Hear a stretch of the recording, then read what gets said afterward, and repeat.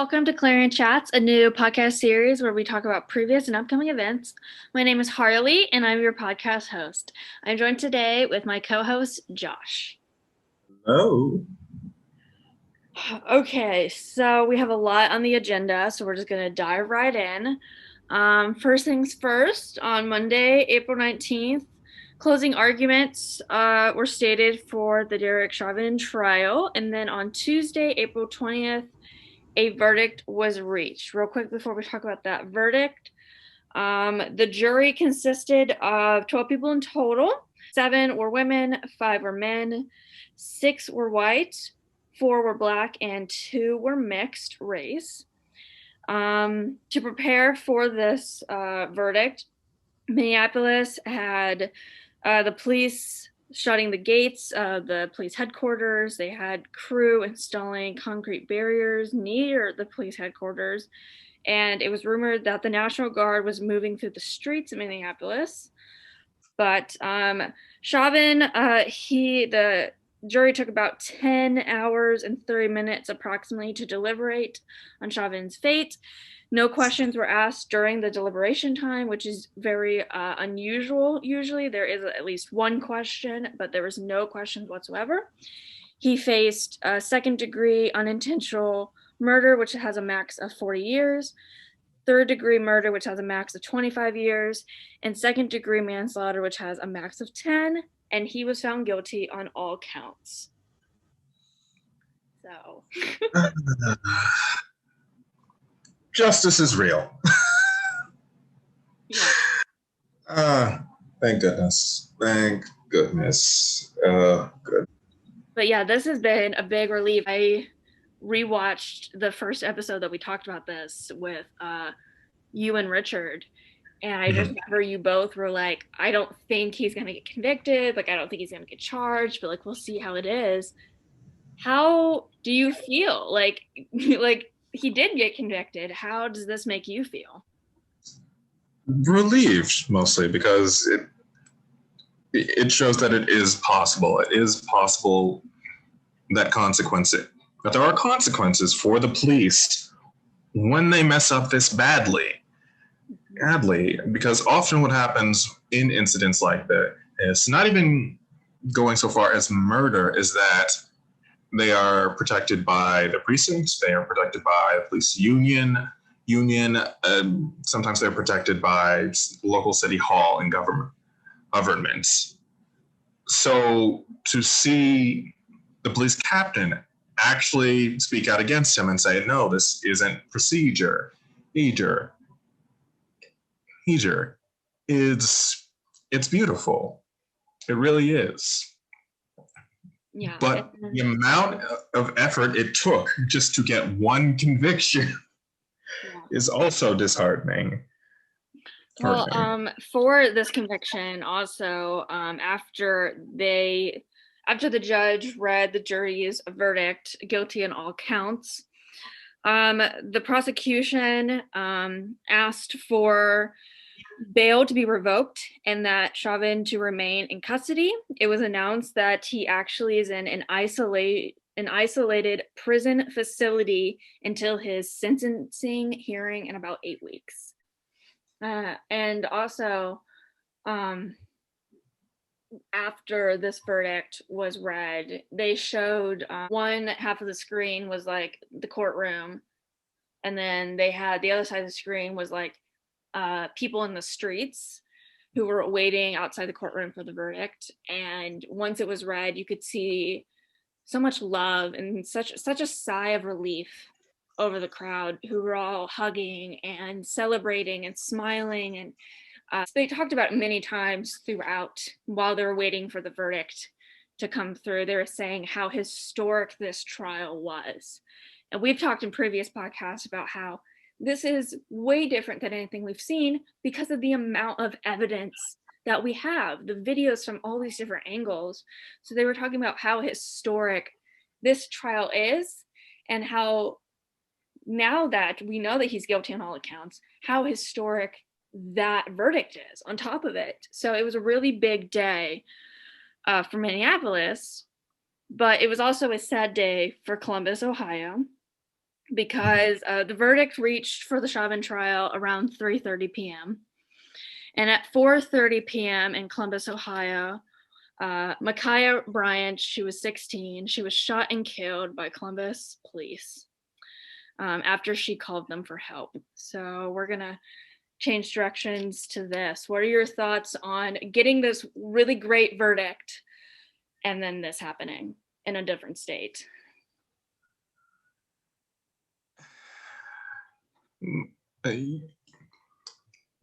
As we've already said, this is one step. This shooting of Micaiah Bryant, it obviously shows how much we still need to go.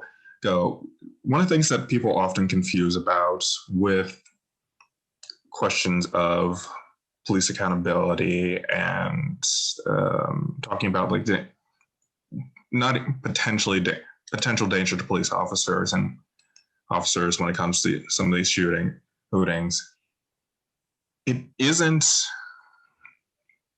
a number of them. It isn't a matter of whether they're breaking the law or not. Mm-hmm. It is a question of why are they dead? Yeah. We have videos of police officers shooting criminals in the back. We have videos of police officers shooting people who, by all rights, were just trying to obey orders. Mm-hmm. Orders. They're criminals. Okay. Catch them and put them in jail or bring them to trial. I'll put them through the justice system. Yeah. They shouldn't be dead. I watched the video.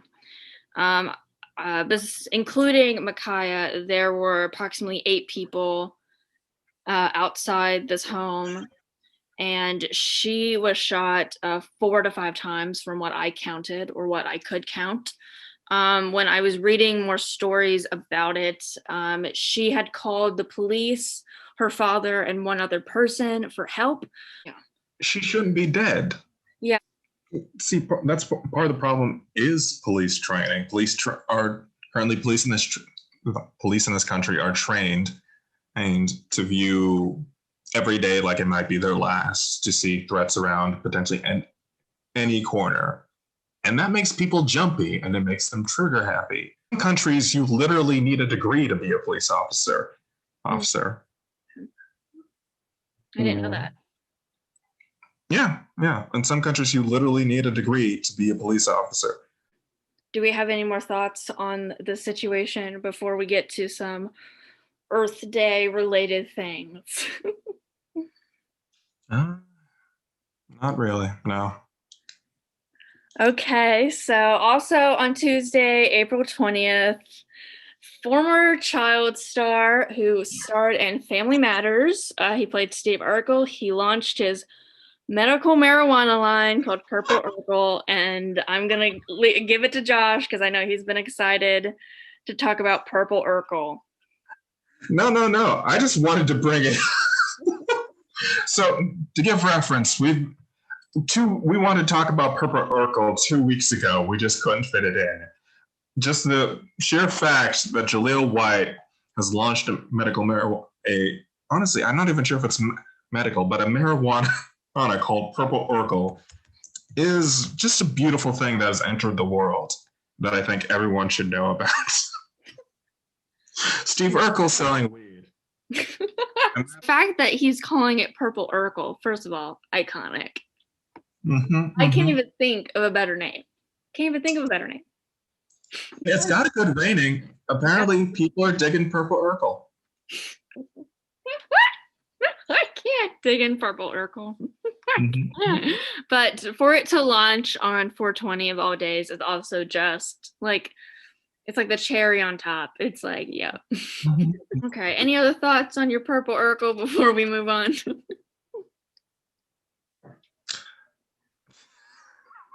No.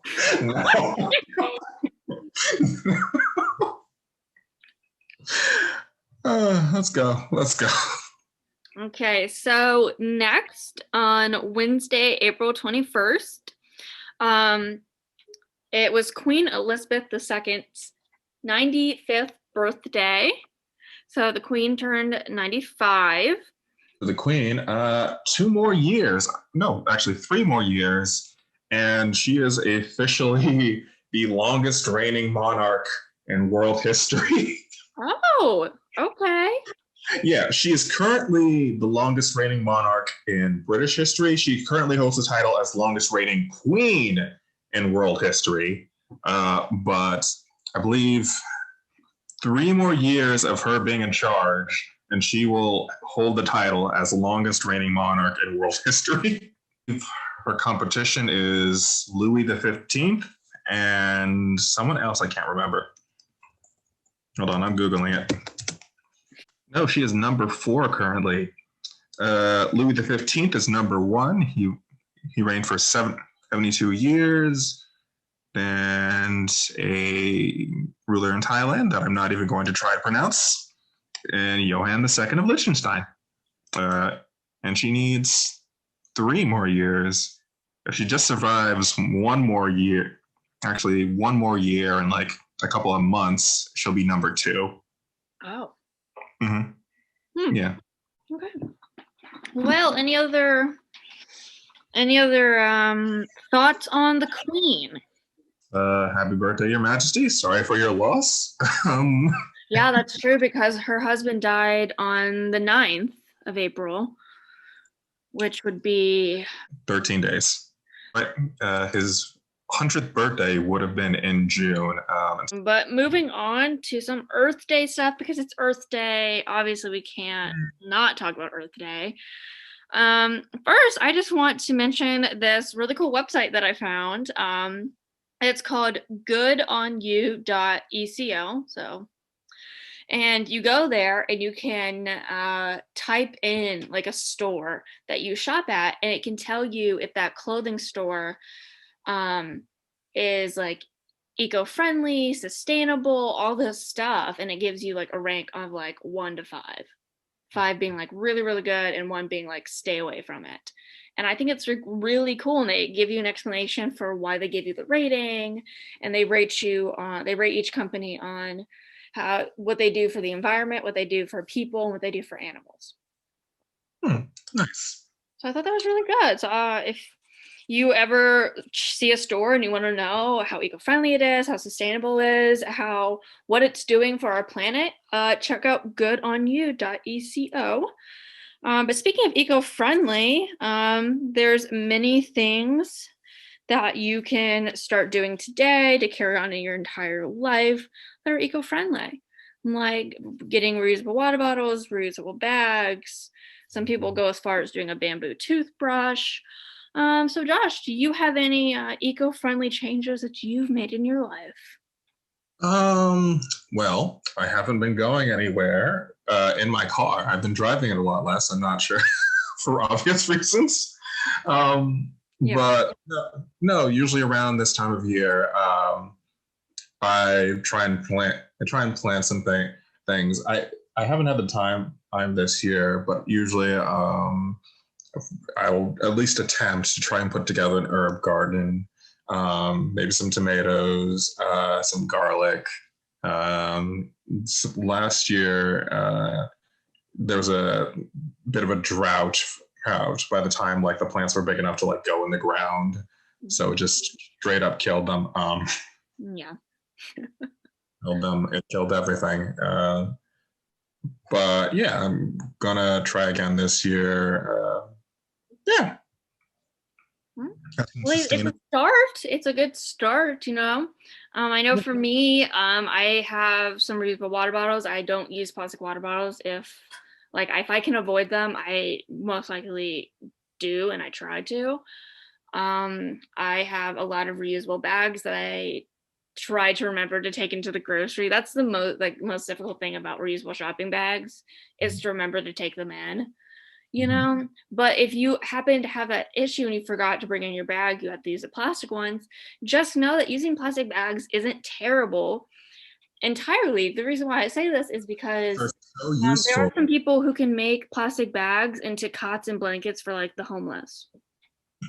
And then you're reusing it, you know, like it's not just like getting rid of this out of your life forever. It's okay, well, can I reduce it, reuse it, and recycle it? That's the whole reduce, reuse, recycle thing. You know, can I reduce it from my life? Can I find a way to reuse it? Or can I recycle it? So just know that like there's some people who think, oh, I have to get rid of all these plastics and all this single-use plastic. I have to get rid of it. Well, no, you just have to try to minimize it or find a way to reuse it in a sense. It shouldn't, it's you know, and then if you also think about it, another big issue is a lot of people go, well, I don't want to buy that reusable product when I could just buy what I've been buying. And it's like, well, if you think about like plastic water bottles or like Ziploc baggies and stuff like that, it's like if you would get the reusable one, that's a one-time purchase. You shouldn't have to purchase that again for like years and years and years once it like maybe like rips or like doesn't work anymore, versus having to go to the store every couple months to keep buying. You know, like that money's going to add up. Yeah, yeah. My family always is like, after we go to supermarkets, has always kept like the plastic bags because they're just useful for different things. Just line a trash can, line a trash can. Say, use it for lunch. Lunch. If you have something you want to give to someone, wrap it up in that. Wrap it up in that. That's like, there's no good reason to throw them away immediately. At the very least, at the bare minimum. Yeah. But yeah, do everything you can. We have this one planet. It is rapidly deteriorating. Yeah, and that should frighten everyone. Yeah, it should. Well, okay, we're going to move on to Clarion articles you may have missed this week. On Tuesday, April 20th, we posted a new Buddy Corner. We also posted origins of mythological creatures. And we also posted my voice being an Ameri Corpse Vista. And then on Wednesday, April 21st, we posted why hashtag not all men misses the point. And we also posted famous Dayton inventors. Okay, so that's going to be this episode of Clarion Chats. I hope you enjoyed, and make sure to like, subscribe, and share with a friend. We will see you next week. Bye. Bye.